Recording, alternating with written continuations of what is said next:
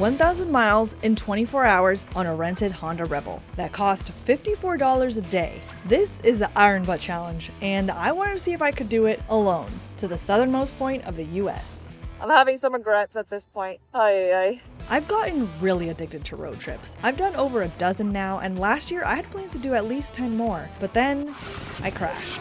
And suddenly, those 10 trips turned into one. So this year, the second there was a warm enough window in January, I couldn't get back on the road fast enough. The catch?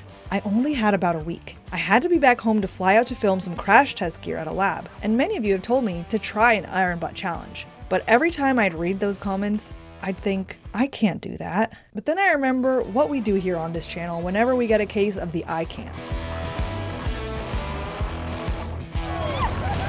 So with an itch for a road trip in the middle of winter with 1 week to do it, the Saddle Sore 1000 sounded like the perfect excuse to tackle this I can't. 1,000 miles, 24 hours, one shot before my flight. I'm dying. What just happened? Nothing can go wrong. My body hurts because I am not prepared. I really hope there's a gas station.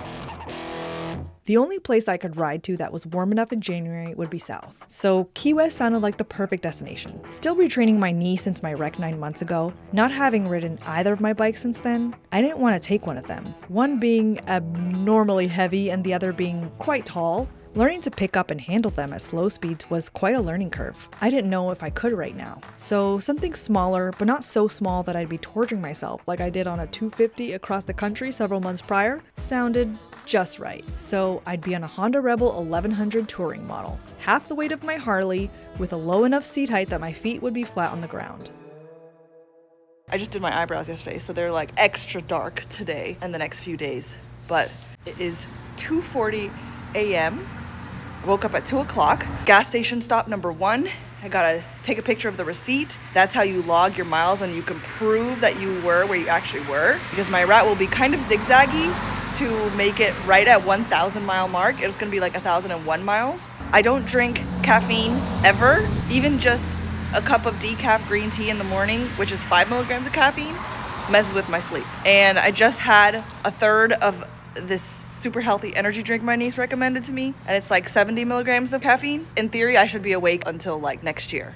So let's fill up. We're empty anyways, and hit the road, Jack. Oh, I think I'm already feeling that caffeine. Oh, wow. Oh my gosh, I feel so alive right now. Oh my gosh. The only time I want a receipt. Plug this in. I don't have the wireless charger because this is not my bike. This is the rider share bike. Get my audiobook. All right, Iron Butt.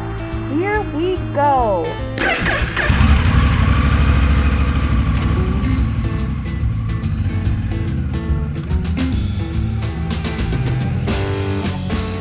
One thing I forgot about being able to go highway speed since my last road trip in October, I was on the 1-cylinder 250 Janus, was only going like 58 miles an hour, is that I cannot hear audiobooks at highway speeds. So music it is, I guess. We just made it to our first stop, 110 miles in, and I only had another 10 miles to go, so I might have to adjust my stops because I definitely have more than 120 miles between some of the stops. Hopefully that is not a problem. What time is it? 4:37. Let's try and make this stop no more than 10 minutes. Can we do that? I've never been that quick in stops before. Never. I'm like the slowest road tripper in the history of all time. Oh no.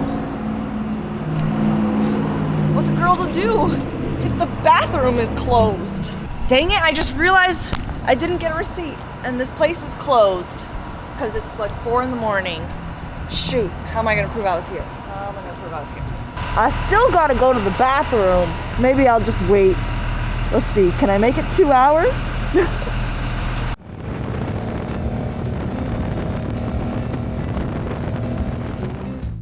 I did not forget that I need to go to the bathroom. I had to stop at a red stop. Okay, let's go. So what exactly is the Iron Butt Association?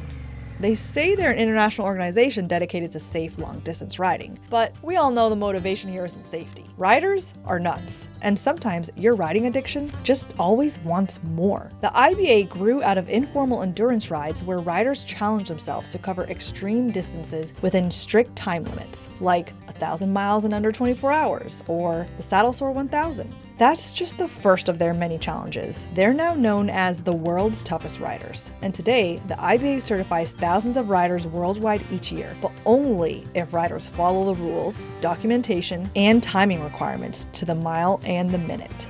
So it looks like I still gotta go and get gas 20 miles away, because otherwise it'll look like I didn't do 1,000 miles. So let's get that stop back.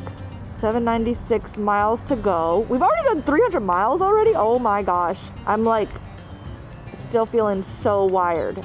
33 miles away, we're gonna get gas again, just so we can prove we stayed on this 1K route. Oh, hey little baby.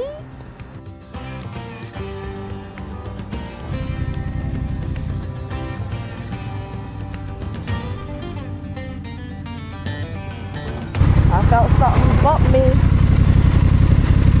Looks like I left this open. Hopefully it was just an apple. Oh no, I know what it was. It was my shaker bottle. I'm not going back for that. I always lose something on a road trip. It just has to happen.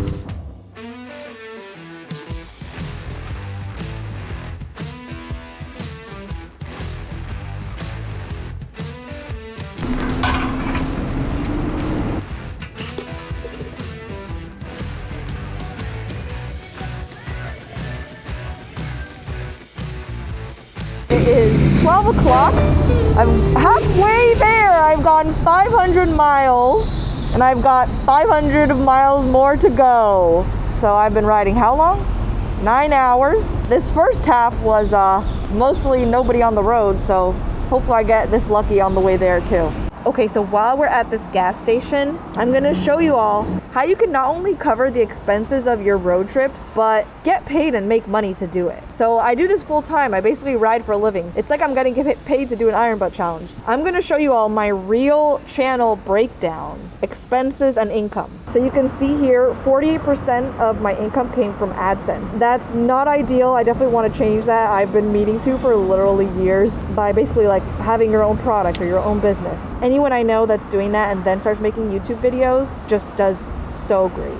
For me, the bulk of my income has been AdSense. So when I make videos and I put them on YouTube and then they run ads and they pay me. So 48% actually came from sponsors, 32% from AdSense. Another big portion is affiliate links. Everything you see in my videos, gear that I'm wearing from head to toe, even my recording equipment, my phone mount, my shatterproof glasses, my break-free helmet light, all that stuff is affiliate earnings whenever you click the link in my description and you make a purchase too. And for my expenses on this channel, 35% goes to contractors, editors, admin work, bookkeeper. Sometimes I hire a videographer. 25% is owner's pay. So most of what the channel makes, I don't keep for myself. I keep it for the channel, I put it back in the channel. So I only take like 25% of what the channel earns. Another 10% goes to taxes. 10% I spend on travel, gas like this, or sometimes flights, because sometimes I'll fly out and I'll borrow a bike either from Harley, Honda, Yamaha, or Ridershare. They're who's helping me out with this bike, covered the cost for this. And if you use my link, that's another affiliate. But you also get $25 to your first reservation on Ridershare. So anyways, this app I'm using, it's Artisan Money. My husband's a software engineer with cybersecurity background and he designed this. So unlike those other budgeting softwares that are free, they're free because they sell your data and your information. But he charges because he wants to do everything to keep your information secure, and that's how this is different. But you can see your cash flow. You can even like make budgets, you can see everything that you're spending. So if you're interested in that kind of thing, you can sign up for Artisan Money down below. That's not an affiliate and that's not sponsored either. That's just something I use for the channel and we use personally. And if you're interested, I want to shout out my husband's hard work. And if you're interested in learning how to ride for a living or just cover your road trip expenses, I made a video about that at the beginning of the year. Whenever I talk about this, I usually get emails from people asking for more information. So for the past 2 years, I've been recording my meetings that I do with people that have been behind the scenes on 1 million plus subscriber channels. People who are way smarter than me, just talking about YouTube and setting this all up. So those 2 years of meetings, you can now listen for yourself. I'd love to bring in other YouTubers so they can tell us how they went full time. I'd love to bring in some of these strategists that have been behind the scenes on huge channels, talking about how is everything set up to make it not just pay you like a hobby, but pay you like a job or a business. What you see on YouTube is the fun stuff, but what's not on YouTube, which actually makes this all work, that's not shown on YouTube. If you ever felt like you wanted to ride for a living and you didn't know where to start, I'll link to Moto Media Labs down below. Okay, let's get going. Okay, that was an almost 30-minute stop, but you know what? We've been riding 6 hours. Not bad, right? Hopefully. We'll see. We'll find out.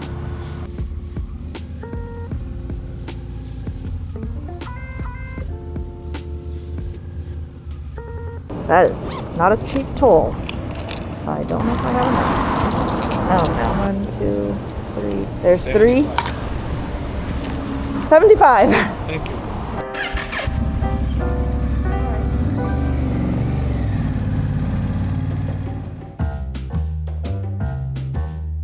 I'll tell you what, now that I'm like 600 miles in, 12 hours on the bike, I don't know, I am starting to feel it. I'm not like so tired I'm gonna pass out, but yeah, it's starting to feel like a challenge now. In the beginning, I was like, oh, this is easy. I just rode across the country on a bike that I was maxing out at 55 miles an hour, no rear suspension. I got this on this big comfy bike. The weather's good, there's no crosswinds, there's no rain.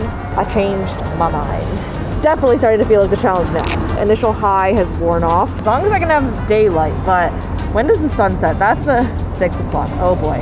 As long as nothing goes wrong, my ETA is like 10 o'clock. So that's like 3 hours of nighttime. That's the part I'm worried about because night riding can be sleepy riding.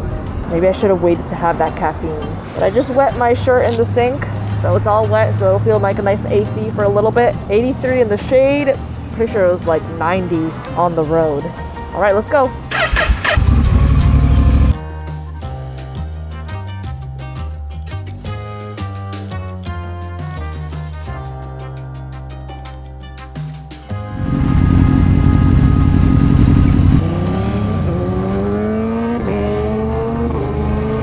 Got like 250 miles left, but it's gonna take 5 hours because it's going through Key West.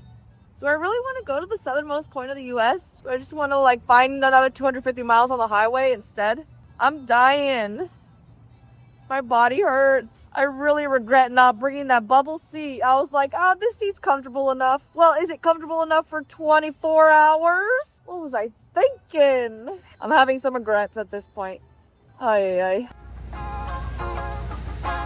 think that the real reason that I crashed last year is because I wasn't wearing this Shark Doodle merch. Support the channel. Okay, and now there's someone I really want you all to meet. So we are going to go, oh, I need my gloves, and meet him. You think me riding 1,000 miles in one day was crazy?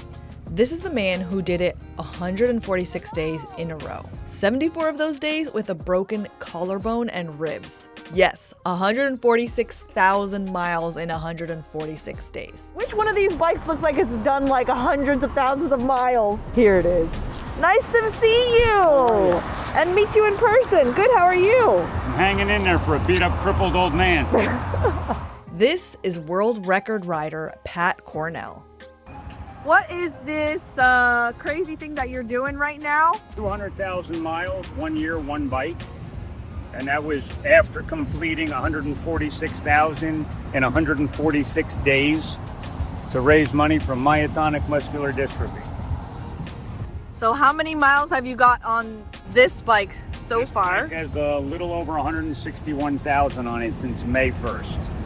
And how many more do you have to go? 38,000 and change. So I'm into month 9. I've got 161 and change on here. Oh my So I've got God. 39,000 to go.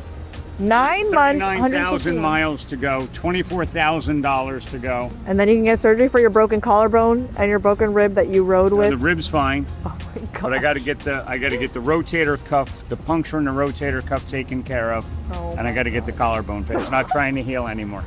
Thank you for talking with us and letting us see your bike and talk about what you're doing. You can find Patrick on Broom Old Man on Facebook, Instagram. How much have you raised so far? We've raised $101,082.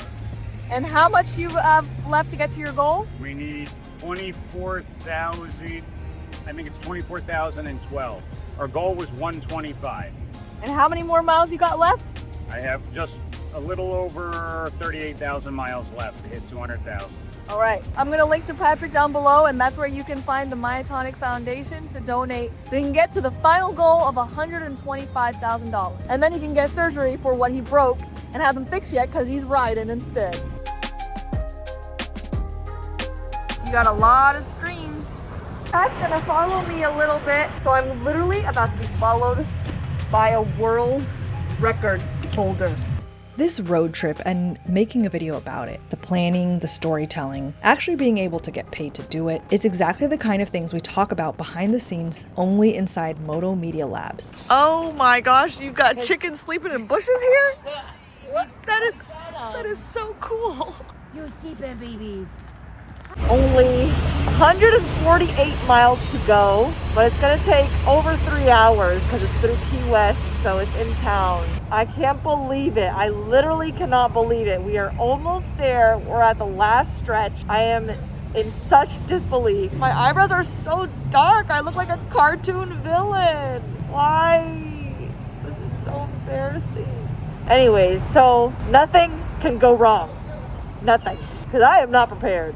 That's on my list too, to learn how to like change a tire and all that kind of stuff. We are almost there. Southernmost point of the continental US. Let's go. Oh my gosh, this happened so quickly because I'm going so quickly. I got 16 miles to the gallon, 39 miles to my next planned stop. I really hope there's a gas station. Oh my gosh. Oh my gosh.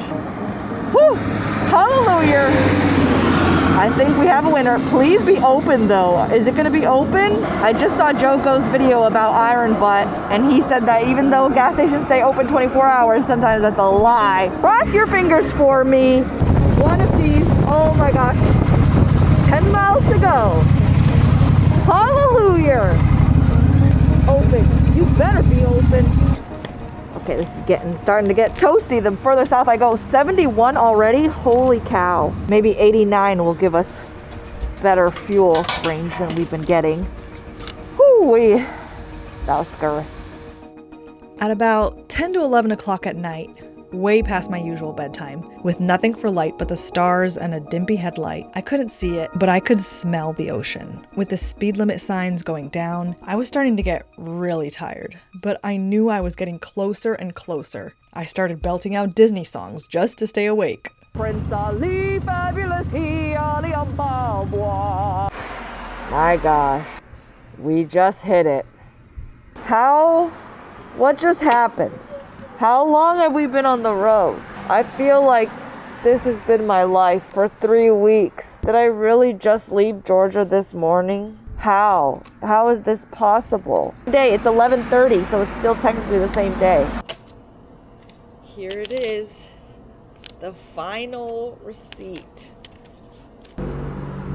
We got here very late, did not get to show you how beautiful Key West is, so we are going to do that tomorrow.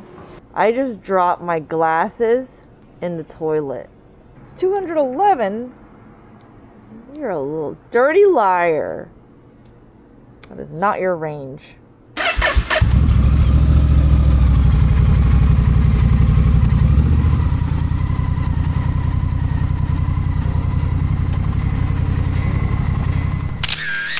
I couldn't believe I had just done that. I rolled into my hotel just before midnight, and right as I did, I got a text from my husband, so I knew he stayed up watching me on the Life 360 app. After sleeping for 11 hours, I was still quite a zombie, so I spent the day enjoying Key West off the bike before the slow and scenic ride home the next day. You don't have to do an iron butt to feel like a real rider, but there's something about riding past your comfort zone, alone, with nothing but your thoughts and your throttle. A high that comes from accomplishing something you thought you couldn't do. All I know is, if you're ever thinking about doing something hard and a little crazy, you don't need a fancy bike or a whole lot of experience. Just a full tank and the decision to go. If you enjoyed watching me slowly unravel on two wheels, don't worry, I've done it before. Check out another road trip video here.